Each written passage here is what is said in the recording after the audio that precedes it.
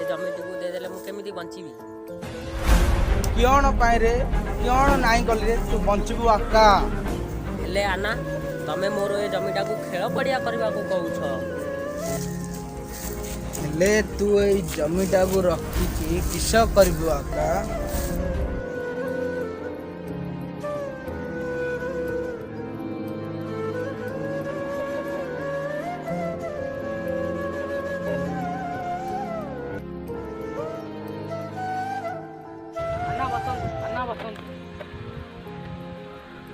ଦେଖୁଛୁ ତ ମୋ ପିଲାମାନେ ମତେ କେତେ ଭଲ ପାଉଛନ୍ତି।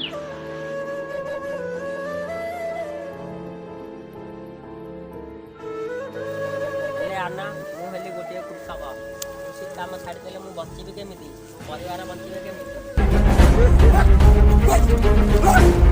ତମ ଭିତରୁ କେବେ କହିଥିଲା ଏଠି ଖେଳ ପଡ଼ିଆ କରିବା ପାଇଁ? ଲମ୍ବୁ କହିଥିଲା। ଶାଲା ଲମ୍ବୁ, ଏହି ମାସର ଦରମାଟା ତୁ ପଦିଆକୁ ଦେବୁ, ନହେଲେ ଏଥର ଖୁସି ତ ପଦିଆ।